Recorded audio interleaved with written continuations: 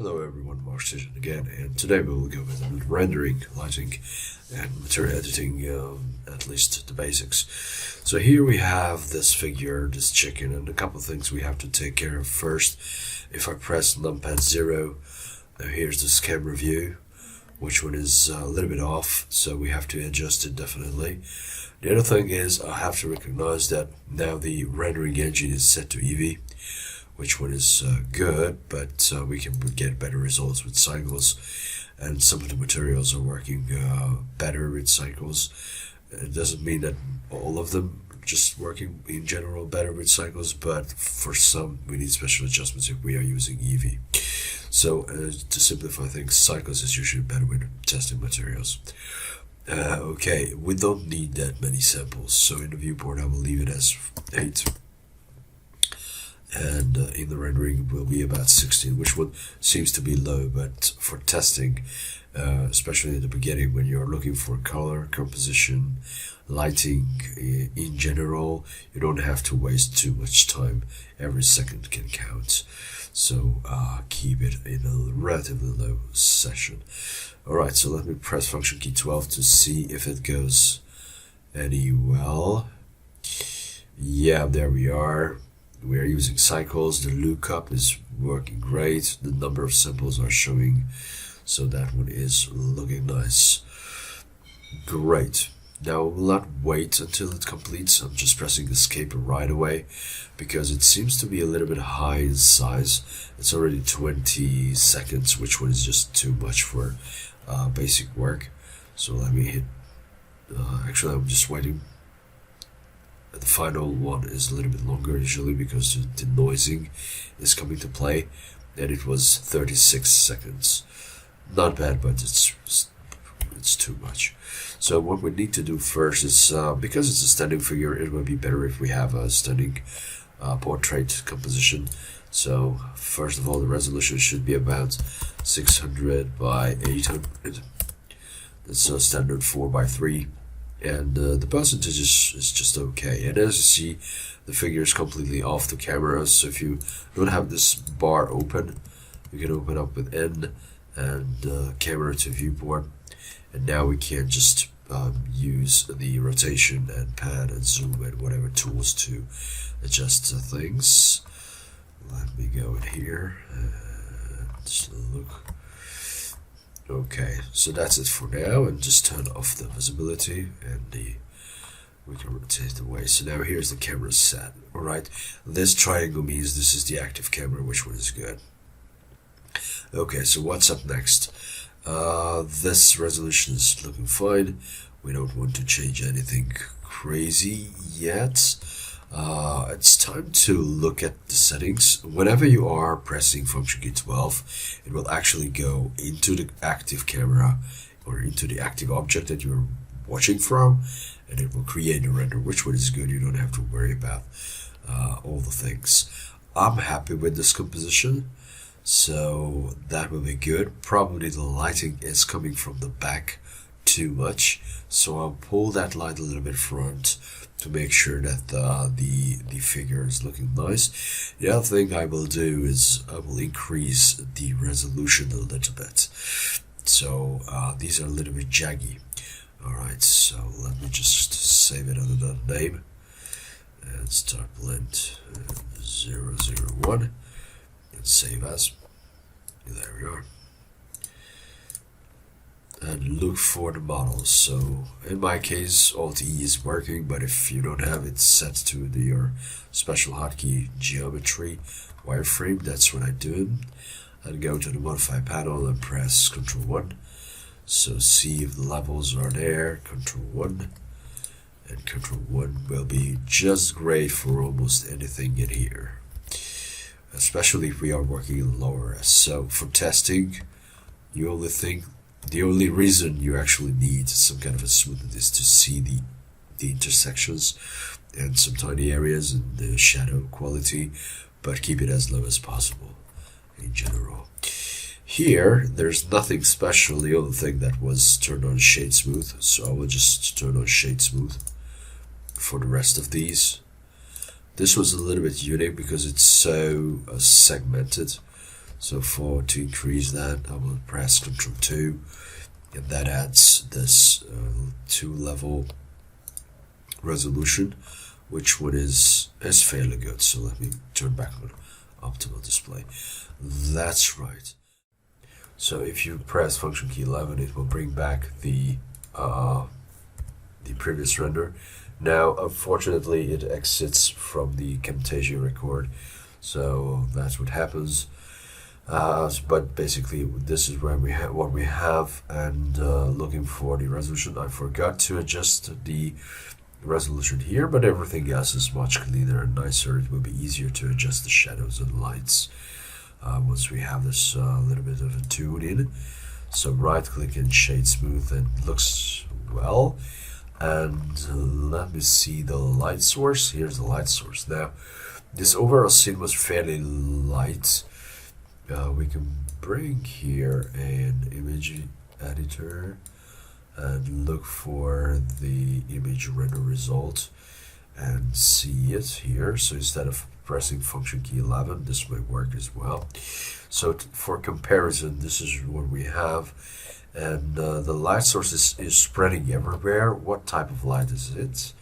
It's a point light. This is a default light. Now I'll set it to a spotlight, and right away the spotlight has a direction. So what I will do is I will grab this and rotate until it shows up on the figure. Now, it's fairly hard to adjust things when we are in this mode. Now, you can use the pie menu as well, just pressing Z and go to render mode. That works fine. Or you can switch from here. Now, at this moment, this one, okay, so this is really coming from the direction of the camera, which one I don't like that much. So I will just alter it and look for the camera view. So for example, this could be the 3D viewport, and I press the comma and just give it a try to use a render preview and see if this thing is working well or not. So the shadows are going that direction, and I can see even on this thumbnail that this leg is a little bit lit. This one is in the dark. We have some shadows on the under the neck, under the head, and the body is actually split, and I like the surrounding. Now that looks fine, that looks promising. Let me show you a trick. So before we are moving forward, let me press Z and go back to simple solid mode, and here as well, simple solid mode. Or no, we can leave it as it is now, just to see that what we can adjust. So we can adjust the spot size, and we can adjust the blend size. Alright, so spot size is the overall spread, and blend is the hotspot and outer fall off blend in general. So that adds a nice and softer look of the whole thing. Color is set to white, which one is just usually it's not happening in real life. So there's somewhat is a tone in it, and I will just add a very subtle little bit of a yellowish orange tone. That works fine. 1000 watts, I'm not sure it's worth it, so let me press function key 12. But before I do that, just to be safe, I will go back to material preview and press function key 12 now and see the rendering. Okay, pretty fine with it, but I think I lose some information because of the strength of the light. So this could be more contrasty with some lower light value. Maybe a little bit more of a color add, and this should be about 700 watts. So let me repeat the rendering, and oh yeah, okay. Now I have some more room, so if I add some lights, it could be a little bit more interesting. Okay, there we are. And what's next? So this is our main light source, and it generates some soft shadows here and there, which was looking nice. And I want to add some lights for the better mood. Now, one thing that you can use if to adjust lights. You can switch from a camera. Now this one is an active camera, but you can select the light source, and if you press Ctrl 0, that will activate the light source and use it as a camera. So this is how it looks. Okay, so now we are actually watching from the light position. So let me go out and see it. Sorry, if I'm pressing 0 now, it will relent us in that position. So I can turn on camera to view and move the lights. You can see I'm watching from the light like a headlamp, and in real time this is updating, of course, the scene as well. And if I want to be super accurate, I can actually use the render mode and watch it from there. Okay, I'm just not using it too much because of my rendering concerns, my memory limits. Alright, that's it. Now what we did is, if you see, okay, just let me go back with the changes. So what we did is basically, let's turn this off, is we deactivated the camera. So it may happen that we have to go back and activate it again. Now what I did is just, I was rotating too much in here, so for this reason I lost track of camera. Now this is a good opportunity to show you something else, because both the lights and both the camera is just off. So to reset the camera, I will set my view in a position, and I'm pressing Ctrl Alt and 0, and that will land the active camera in this viewport area. Right, so let me zoom out a little bit. Okay, and now just looking for the light source. The light source had this change, so I was just accidentally moving away. Okay, let me see how it looks in the rendering. Alright, that's great. We have a shadow here, we have a shadow here. Escape. And just move it slightly closer in this direction. Alright, and adding a new light. So to add a new light, Shift A and lights. And we have a couple lights, but honestly it doesn't really matter because you can switch easily. But let me go with an area light. So here you can switch right away between various lights. So let me lift this up and set a color that, even if you don't keep that color, you can use it to analyze where the light is coming from, and about the strength and attitudes and all the things. Now we definitely need a good rendering to see where are we going. And because it's an area light, we have to fix that as well. Alright, but let me see first a real-time rendering and see what it does. Okay, it's looking nice. Despite it being 10 watts only, it's fairly strong. The shape is a square shape, but this is so tiny, this is just 1 centimeter, so I will set it up to maybe 50 centimeters, which was great. Alright, now what you have to recognize when you're using area lights, that the edge of the area light could appear in the surroundings. This is happening because the spread is set to about 180. That means it's spreading in all direction towards this vector. Okay, so it's starting right away and then it's going full blown. What I like to do is just reduce this value to about 90 degrees, so that's a little bit more believable, and this way you have more room to play with if you want to include something as a lit element or not. So let me see it from the viewport. That okay, we have this nice light running, it is appearing on the tail as well. We see it here. That's looking great. Okay, I'm happy with this. So I'll keep this one as it is, and don't really need to test the render because it's getting okay. So that is about the light. If you wish, you can add more lights to lit up the scene in the background and other things. But whenever you do this, make sure that you are rendering you're making the adjustment the first main light.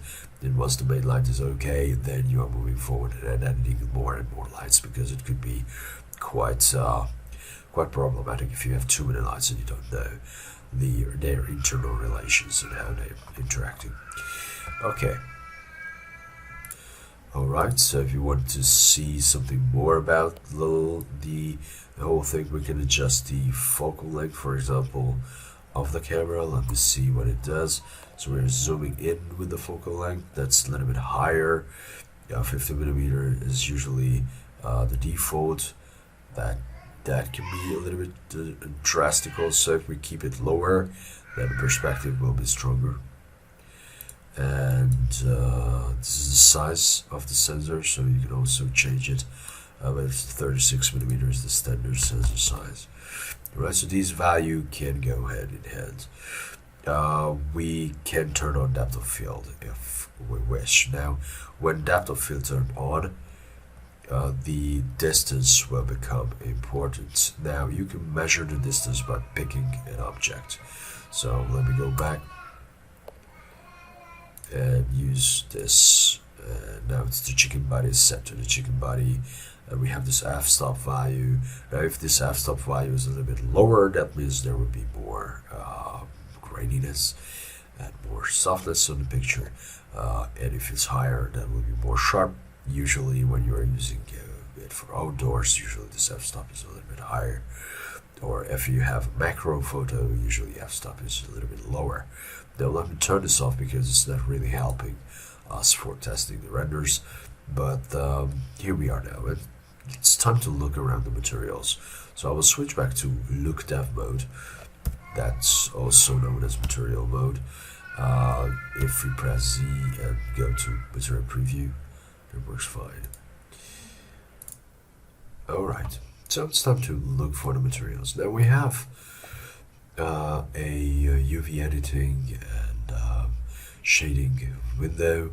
I don't like to use the shading window much. Let me show this because the images I have are usually already open, and the orientation of this one is a little bit odd, but depending on the project you may want to use this. What I will do is just simply use the layout and go here and look for shader editor, then press N to close the sidebar, and just walk in and close the sidebar as well, and zoom in and look for the things we have. So the first thing I will do is just to generate a basic shade for the chicken body. So let me select the chicken body and go to the material properties, hit new, and that will be body as a material. So make it a good practice to rename your stuff. And right away it's just zooming in, and this is a principled BSDF. This is a default material that we are dealing with. Now I will choose the burly version and the base color. So just going through the very basics of this is usually we have a material property that's basically is how to adjust the surface, how to behave the surface. Now what you need to know when we are talking about rendering in general, that rendering is just like how the light is calculated. So we have a light source that's emitting light particles, photons. There's the object. The object has a surface. These photons are interacting with the object's surface, and they are landing in the camera. So this is a calculation of starting from the light, bouncing off from the objects, and then going into the camera lens. And the whole rendering algorithm is depending on how sophisticated this process is or how tuned it is. Now we have these shadings, we have these materials or surface properties, you can call it whatever you wish. Here these are represented as nodes, so you can have these building blocks like Lego, and you can build them and go for a specific results. It may look not scary but strange at first, but basically it's just like the same if you have connecting elements and building blocks. These are logical blocks, by the way. It's kind of a programming type of thing in a visual way. So what we do here is just the base color is often called diffuse color or overall coloration. I will choose a somewhat yellowish color for now, and that's in a general. And as you see, it has a smooth shade, so there's no fancy highlights. This is quite neutral stuff. Now here's the next thing right away, is subsurface scattering. Now if I just increase it, subsurface scattering is actually depending on the volume of the object. So where we have a bigger volume, usually that's less intense, and when you have thinner volumes it can be more intense. And it's also changing depending on if you have objects interacting or connecting or intersecting. So here, for example, at the head, you can see the colors just mixed with a little bit more. So now this one's set to white, but we can adjust and set it to any type of color. Usually it's not that far from the original color in tone, but if you want to go and just make things a little bit more interesting, you can switch up things. And of course, if it's stronger, then it can take over. So you need to find a good balance. Now we have the yellows and the blues, so the greens are living together well. All right, now we'll leave it as it is and just leave a little bit of a reddish, and that was a yellowish, so I like this tone. Metallic is about reflectivity. So if you have a highly reflective model, and then you can turn it into a full one. But if you have just a shiny thing that has metallic reflections, then it can work. Now this is a standard, normal, dielectric, basic diffuse material.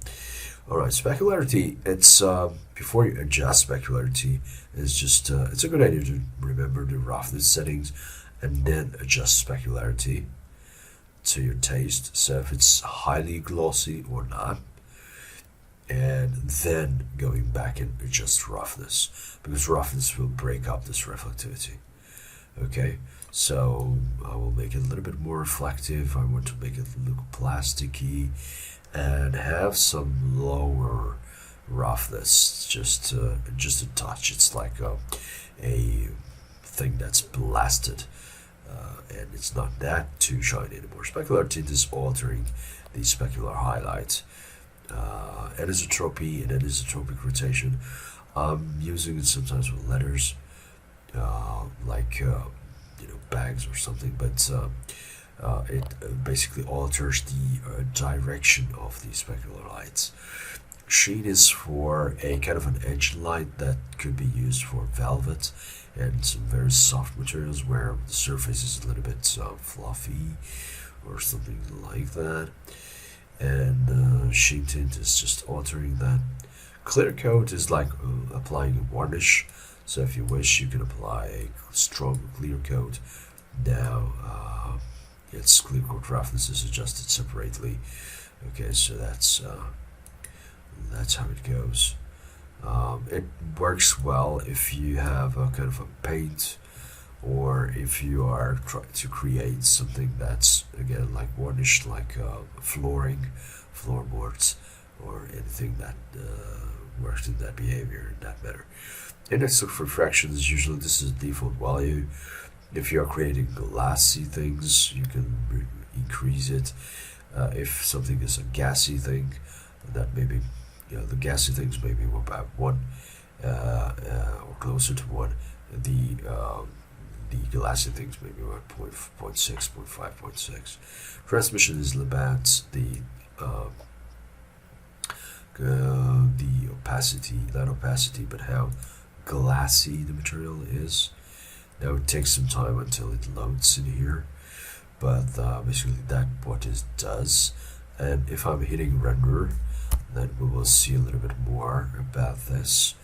So now we have some internal reflections as well. Okay, so it's coming up nicely, so we can sense that it is kind of molded plastic that's blasted a little bit because there's a roughness on the surface. It has a subsurface color, and also we have this base color, but it's rich in depth. Okay, so this is looking nice. And what else? We have the transmission roughness. So if you want to create a more foggy looking plastic, that works well. And emission is about glowing this model. So if we wish, we can add some glowingness. That could be used for simulating light bulbs and other things. But oftentimes, if you have a hard to lit scene, I like to use it very softly to bring the eyes a bit up front to boost the look a little bit, and adding a slight emission. You can drive it with a texture. By the way, if you see this yellow thing, that's usually color information.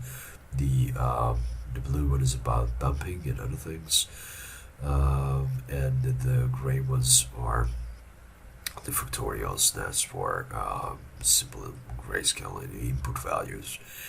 Alright, so that is about emission. Emission strength is quite a self-explanatory alpha values. So when we are saving an alpha or creating an overlay, and normal, clear code normal, tangent. So usually we are using the normal slot to adding bumpiness and other parts.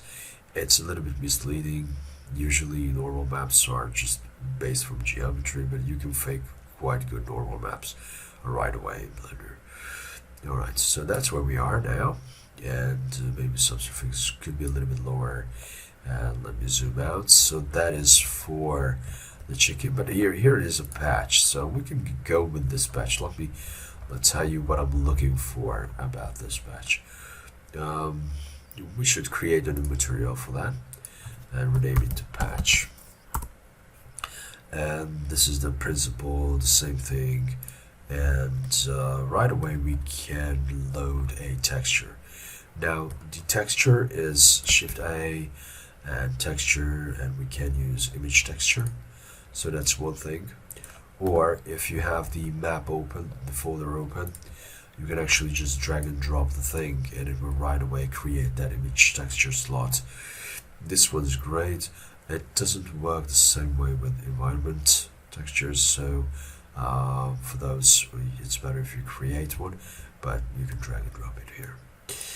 Okay, so we'll just launch it and connect it to the base color, and this material will show up. Okay, it took some time, but now it's there, and I'm happy with the color. Now the problem is that, yeah, I see the image, it's appearing, it's not that distorted, but we have some issues. But honestly, the positioning is completely off. So what I have to do is I need mapping coordinates, and I need some texture coordinates as well. They are going hand in hand. So Shift A, S mapping. When you press S, so Shift A, S, that's for searching, and texture coordinates, and there we are. So this is it. And actually we can just drag and drop some connections. So I'm drawing my connection from here, and just left mouse, nothing special, and just connect it. And now it's there. Maybe it will update. I don't know if it's just slowing down or something. Now, what type of information we want to go into the mapping? So we have these values. We can move the texture. We can rotate, scale the texture with these values, which was great. The problem is that what is the input information? We don't have UVs, or we don't have driving objects, or we are not interested in mapping from the camera. We can do it, but we are using a generated UV. Alright, so let me rotate it around, and hopefully it's showing up. Now, orientation is off, but the picture is getting smaller, and I don't see that much of a distortion here. It's just completely off in orientation. So we have these values, so if you don't know what exactly you need to adjust, the best idea is just to handle these with care and look for changes. If you press backspace, you can zero everything out, and now I see that, okay, I have to rotate this Yep, minus 90 degrees. Yeah, that's great. Then what else? The scale is off. I think it's a bit too much. So I'm holding down my left mouse button and dragging my left mouse button when I'm holding the left mouse and then moving the slider. Now it was just too ambitious. Now if it's hard to adjust, don't forget you can still hold down Shift key and then it will be a little bit more accurate. So I'm just lowering this, which was great. And what I have to do is just look for location. If the location is so drastic, again, don't hesitate to use backspace and don't shift and start using when the shift move to move it accurately. Alright, so that's the Batman texture. But what else? So this Batman chicken has something more to it. We can actually fake this Batman picture that's colored. It's an RGB picture and use it as a bump map.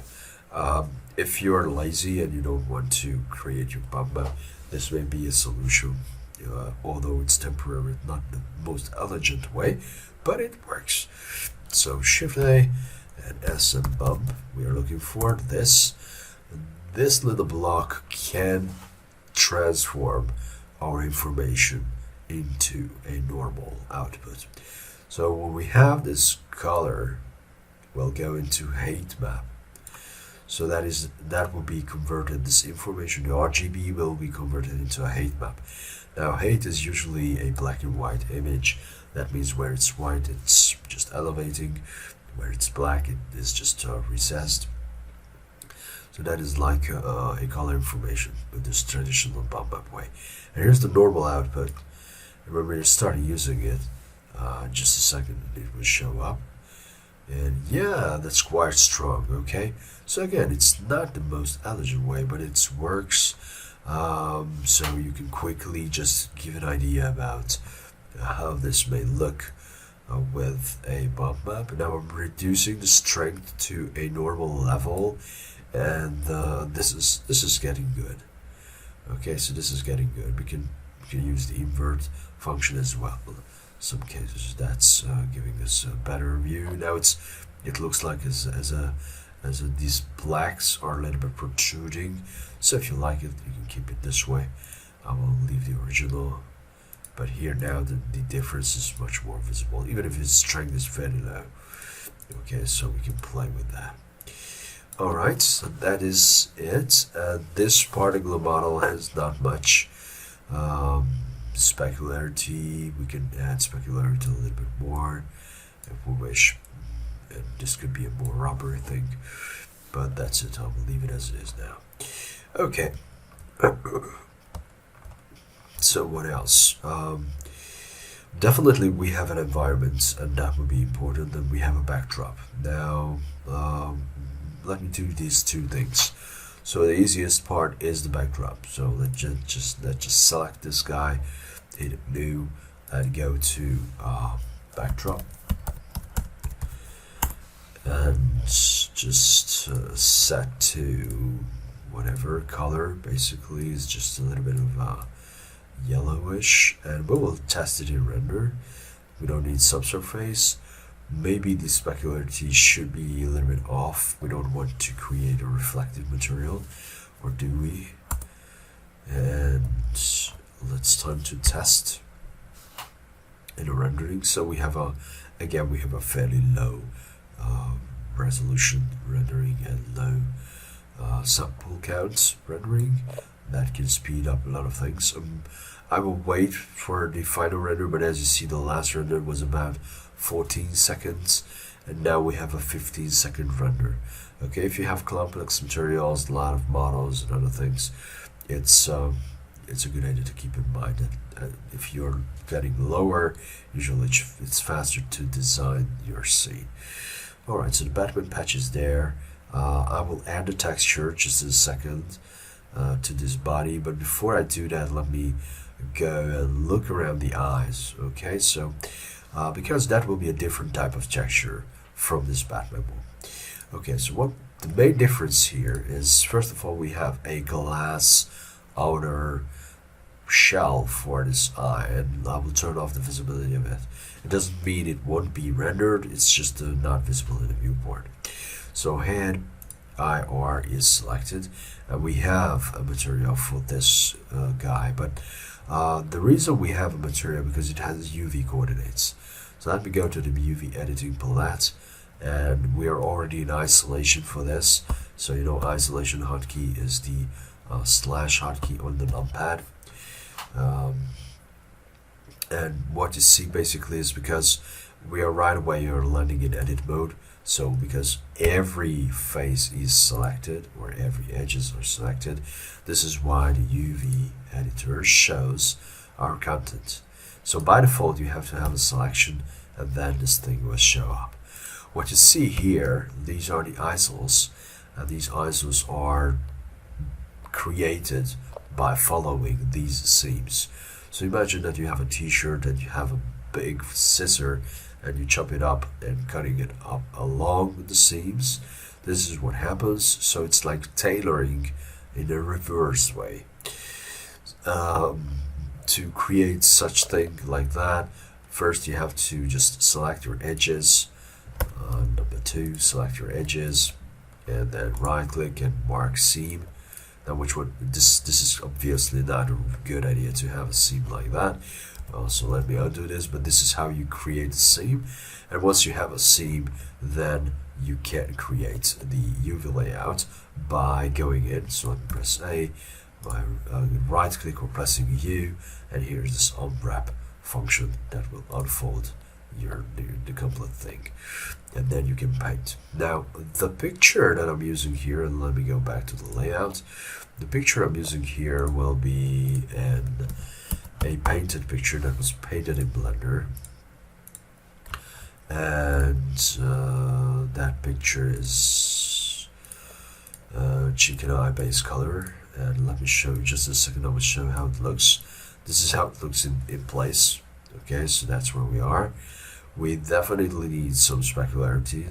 Yeah, this is an eyeball, so it needs to be specular. Yeah, glossy.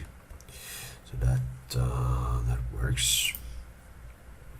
But let me guide you back to the UV editing and see what it does.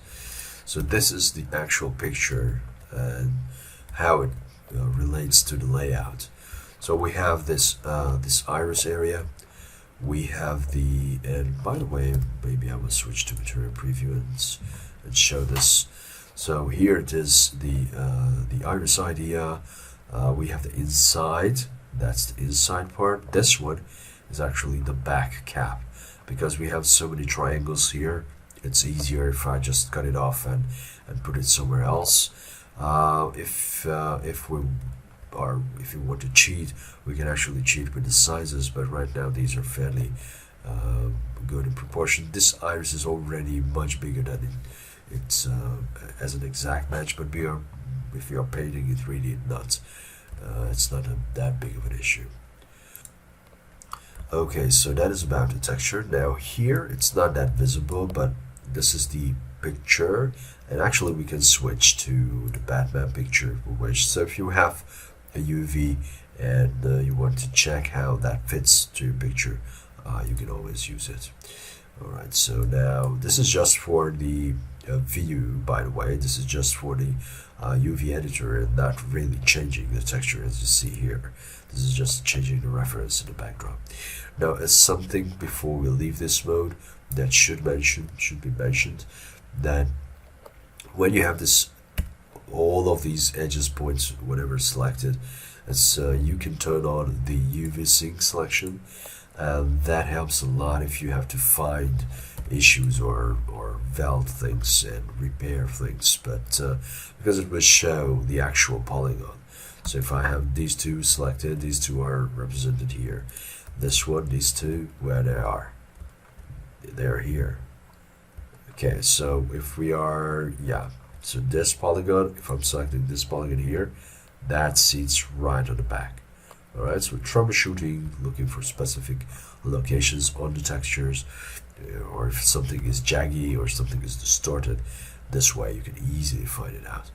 Okay, let me go back to layout mode. Just simply save this guy and look for a little bit different texturing. for the body of the chicken. So we have the space set up with the transmission, with the roughness, specularity, subsurface, but we can add something more. Right now it's a fairly simple thing, Shift I and S and color ramp, which one is a nice looking thing. We can generate a nice color. Now when I plug it in, it will just erase the previous color set we have, and this is looking yeah, well, let me turn off transmission because it's just distorting our feedback. Now later on, if we wish, we can turn it back, but this is what I'm looking for. So this is a soft subsurface, also is throwing nothing. This is a soft, nothing fancy, just basically the white. To have a better glimpse on it, I will just narrow this down to create a higher contrast and see if it makes something. Okay, so not really changing up. Now what else?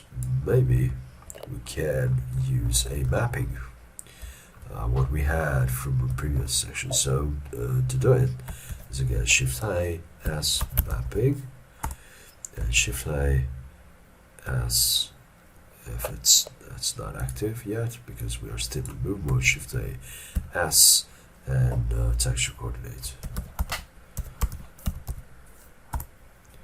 and yeah, we are in move. Okay, so let me just quickly create the wiring. So it's general and vector, and look if we have a different look. Yeah, there it is. So it took some time to load. It's my bad because I have so many things running. Now, the reason we have the mapping because we can adjust this. So what I will do is just to make sure that this patch is running as expected, and maybe rotation. Yeah, this direction. So minus 45 probably. Yeah, that's even. That's even. Okay, looks nice. So this is where black ends and starts white, and just a couple colors. We'll start with the black. Whenever you see this one black fully, it's still colorized. It's just this value, the tone value is so low. All right, so let me go with a little bit of bluish. So yes, nice blue. Okay, so this one should be. I will create a rainbow unicorn look. Okay, a little bit of purple-ish. Right, it's like a flamingo color.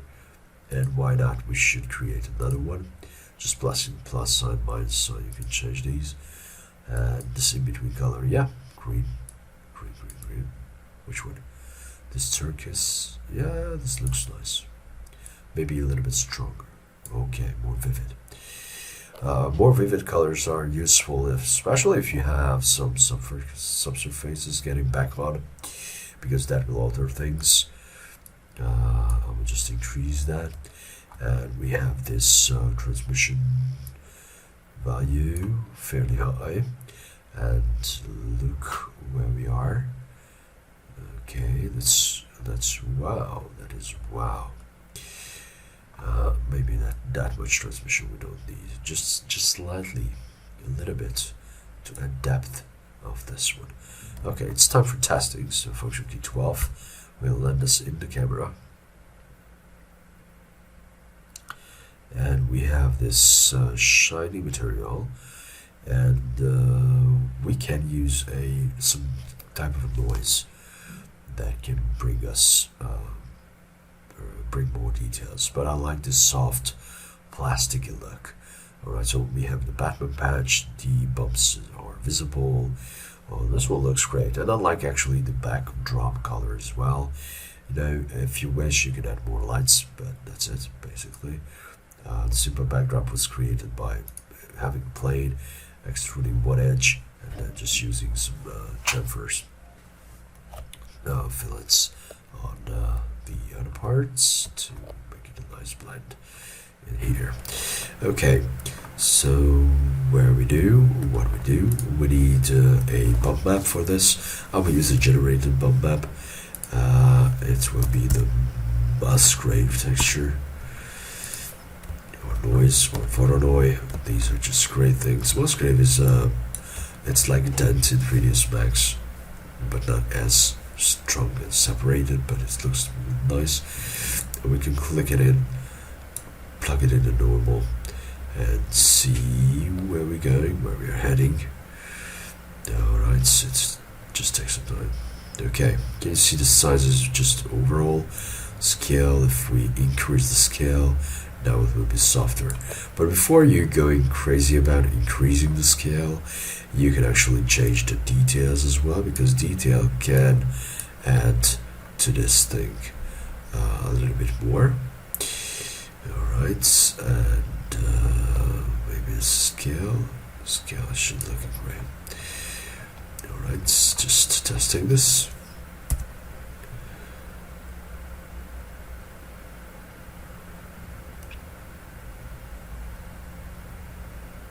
Yeah, and I will link a bump converter, okay, because it's just a rough estimate of the thing.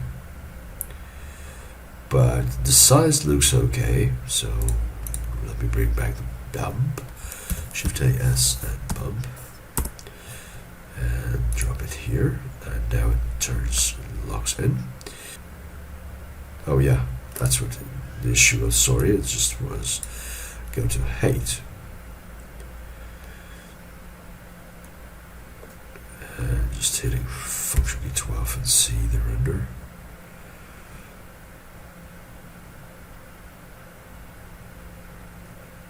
Yeah, okay.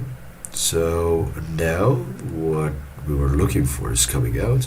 So we have the detail slider cranked up a little bit, and we have the scale slider accordingly, and if it's too much, it's still too much, we can go dial down this whole strength value to get a much softer look, and I think that this look will be better. Okay, we don't test it now, just going forward and looking for another solution, another area, and maybe we can use the very same setting on the wings as well. So instead of clicking on new, I will just drop down this list and look for the body texture, and this is right away, it's showing up there. If you wish, you can duplicate the texture and create a different UV setting, but basically now we're sharing the same texture. Okay, so that's it for now, and looking for the lengths, we can use ambient occlusion for the lengths to alter the color that we have. So now legs, and going in, and we have these a little bit of a yellowish reddish part. So for the legs we can make a trick with ambient occlusion. So Shift I and S and ambient occlusion, and connect the ambient occlusion to subsurface value, so that will drive the intensity of subsurface. Ambient occlusion is just looking for the volumes and some angles, and we have now inside local. So this is the base color. We have subsurface. Right now the subsurface is not that much affected by the distance. So distance, well, this will be about blackish.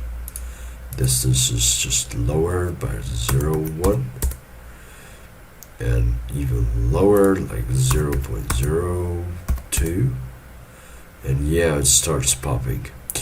Now here you can see this is darker, this is also darker. That adds a lot, and by default it's because this is white, so we have this bright areas.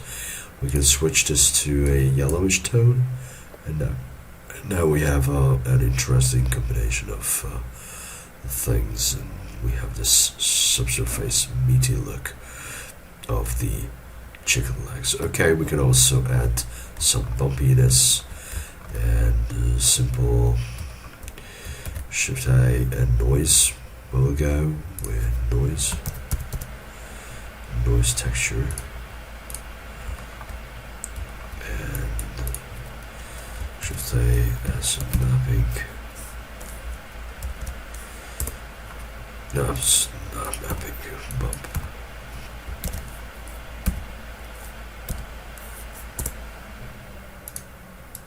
The factor is going into height. This was going to normal, and this looks a little bit large even at this scale. Let me go to the material preview, and hopefully that will give us a preview about the, even if the subsurface scattering is not really working well, but the noise texture may work well and appear well. So the strength value should be lower, that's by default, and the scale is higher, that means it will be slower and smaller. And look at the rendering, and just wait to see the feedback. Okay, so subsurface scattering is appearing nicely. There's a big difference in here. Okay, so this is really soft, and we have the surface is also a little bit broken up because of the noise texture, and that adds a nice touch to it. Okay, don't forget that we have really low sample numbers, and there is the denoise feature on, so that blurs a little bit the features. Okay, now what else? If you have seen the eyes, we have the IR glass that's visible, but it has no materials. That will be a glass material, and instead of keeping it as it is, I will switch the surface type and set it to a glass BSDF. Now this has an IOR of 1.45, 1.6 will be a different one, and I will add just a slight tone to it. And the roughness is fairly high, so reduce the roughness can help. And let me test this, how this thing is looking.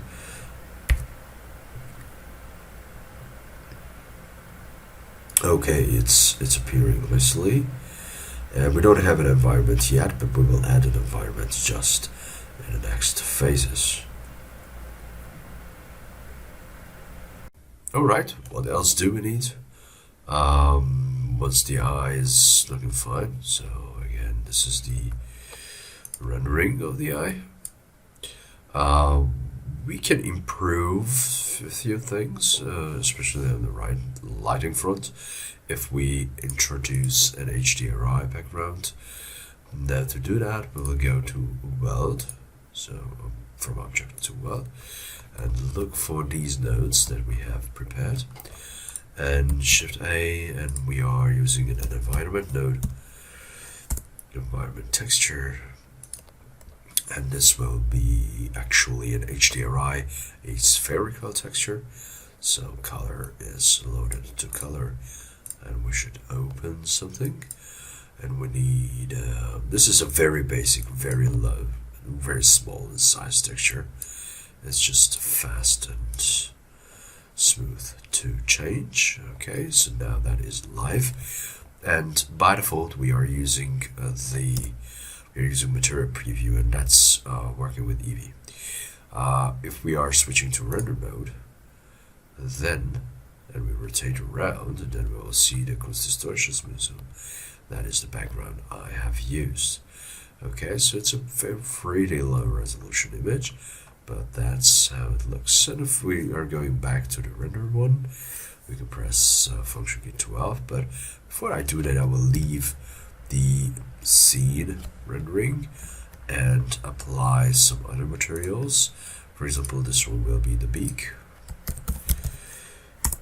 and that is just going back to object mode and look for the color. The color should be somewhat yellowish.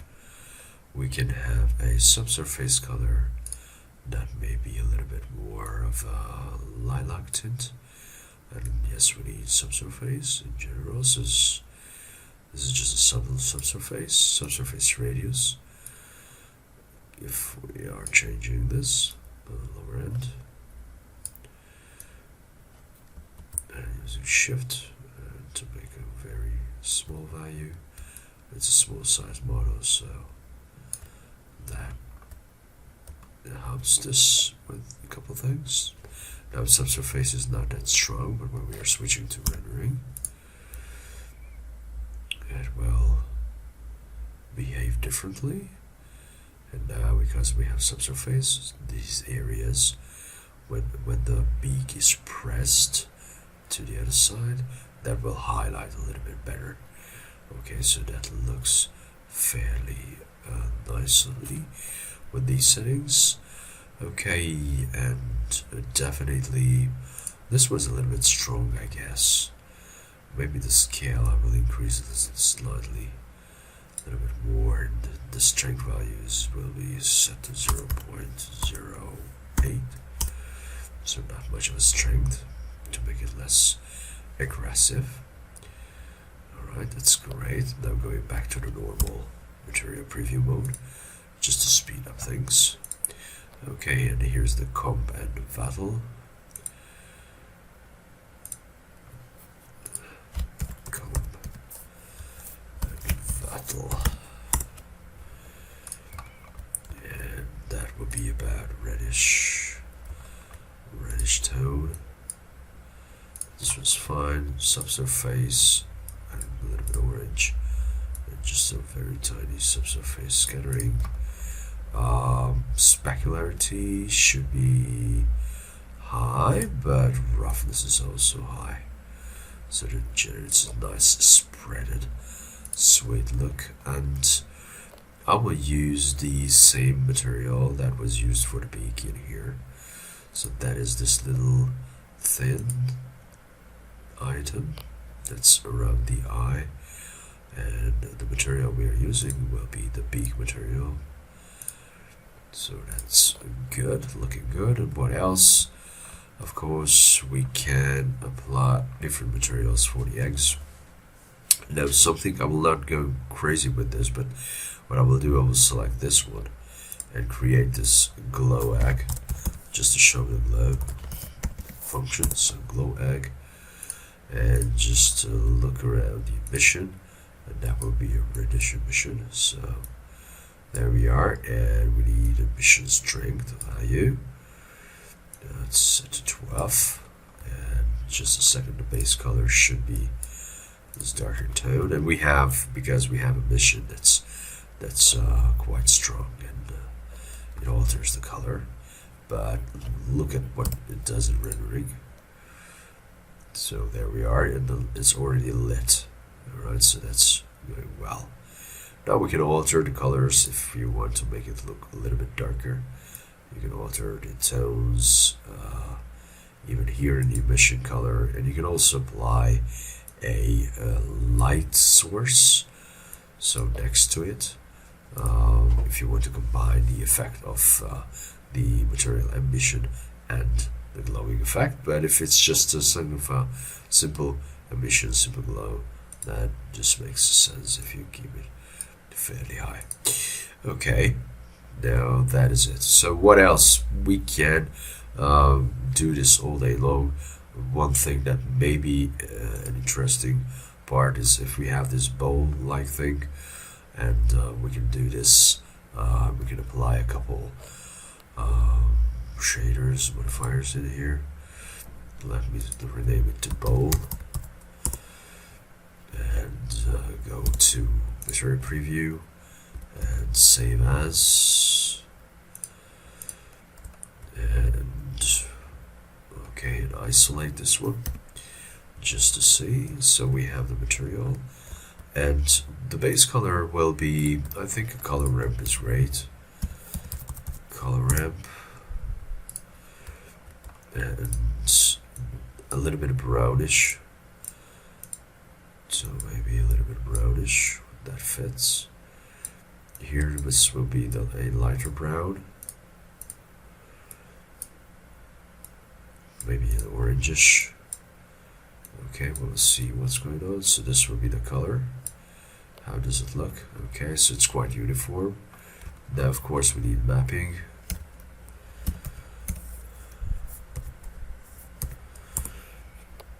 And we need texture coordinates.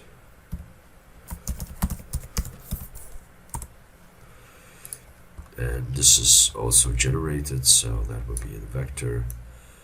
And here, and let me see if it's showing up. That's showing up. This is nice brown here. We want to create a nice spread around.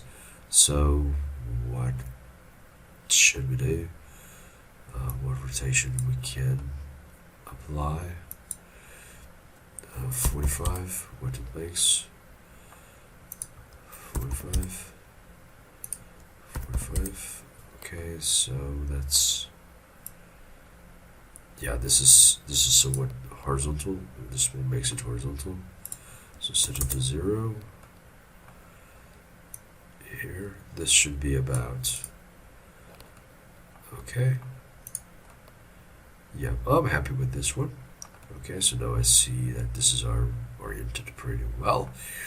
What else? Maybe start from here. We have a nice transition and a new color. Now the new color should be a little bit maybe purplish. Yeah, I like this idea. Okay, this is looking great. Now I will keep it as it is. And excuse me.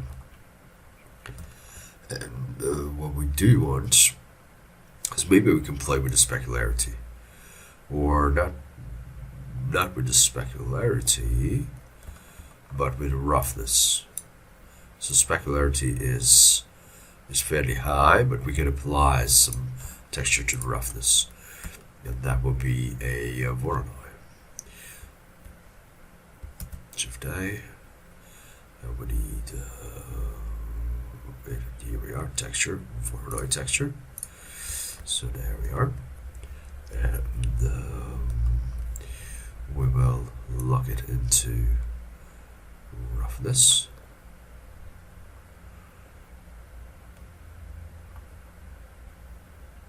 Okay, and as you see, now it is shiny on some areas and dull on other areas, which one it makes it like it looks like a used one.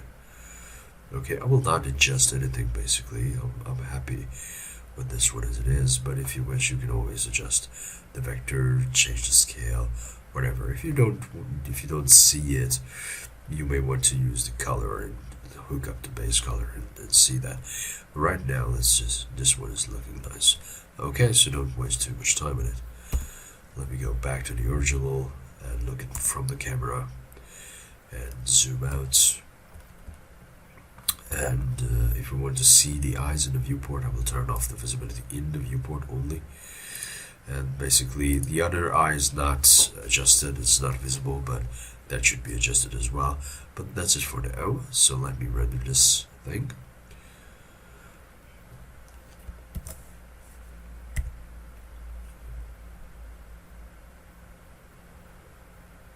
Alright, thank you very much, hope you enjoyed, see you next time, goodbye.